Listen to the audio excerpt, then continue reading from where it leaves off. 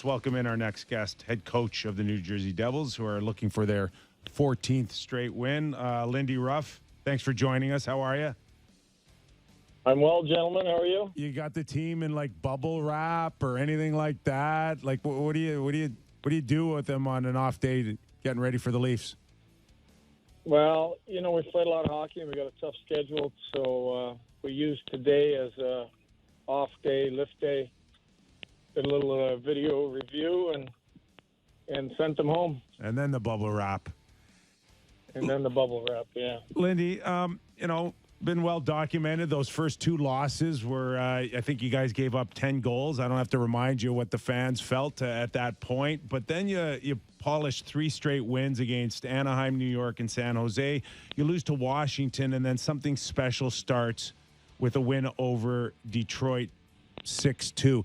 Is there anything early where you could certainly not see a 14-game winning streak, but something that really said to you, we've turned a corner?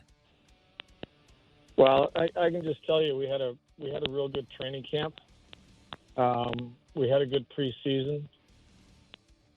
We didn't like our game against Philly. We had lots of chances to score, but gave up what we felt was too many opportunities. The game against Detroit was really a game that we liked, but we didn't take the opportunities to score. And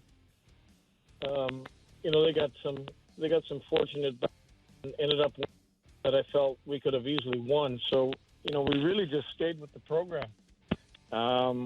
We got better results in Game 3, and we've put together just a real good run. But there hasn't been a lot that changed after Game 1 or 2. And really it felt that it started from day one in preseason with our preseason contest. The turnaround from last season is just so stark to me, knowing where you guys finished in the standings last year and how incredible this team has looked. And I should say, it's not just that you guys have stumbled into some wins here. The team has looked fast. It has looked like an elite group this year. What do you pinpoint as the major changes from last year's team to this year's? Well, I think we've had some maturity in our younger players. We're healthy.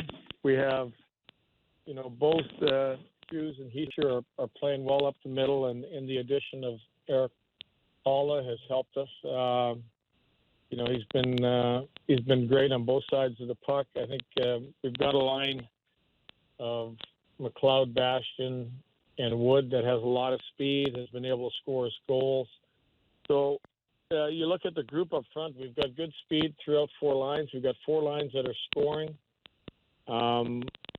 And they've got a little bit more experience on them. If you go to the back end, I think, you can look at a couple of the acquisitions. You can look at Smith. You look at Marino. I think both players have added a lot to our team, and Marino's been a guy that's played against all the top lines, has played very well. So when you're looking at key areas, forwards, defense, some changes. Some players that have matured. You go to the goaltending. I think the acquisition, Tom's acquisition of Vanacek has been key for us, especially with the Blackwood injury and really just now Schmid stepping in and playing so well in the games he's played. You've been around a long time, long stints in Buffalo, Dallas.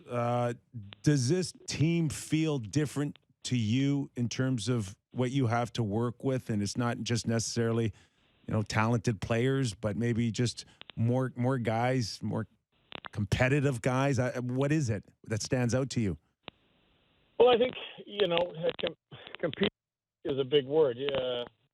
And I think we all learned our lessons the last couple of years. I think, we had some really bad luck with goaltenders. The fact we had to use 7 last year, the fact that both our starters were out, it put us in quite a hole.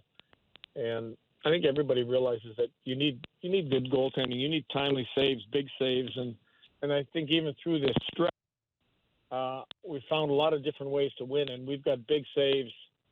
You go back to the Ottawa power play that they could have won late in the game and in our building. And we have Schmid go in for Vanacek that got banged up a little bit, and he stepped in. He made 3 or 4 great saves. So there's a lot of different pieces. But I think when you get on a roll, it gets a little contagious. The fire really starts burning, and that is spread throughout the whole team. So, like this, you want to just keep going.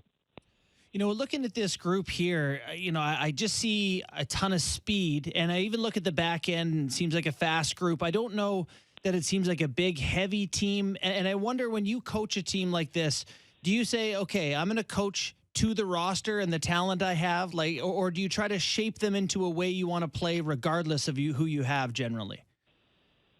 Well, I think I've struck some similarities with this team with our 05-06, kind of size-wise, speed-wise, where, we had a Briere and Drury, and we had Roy, Finneganoff, Thomas Vanek. So we were 4 lines deep. We had a third line that was Roy, Vanek, and Finneganoff.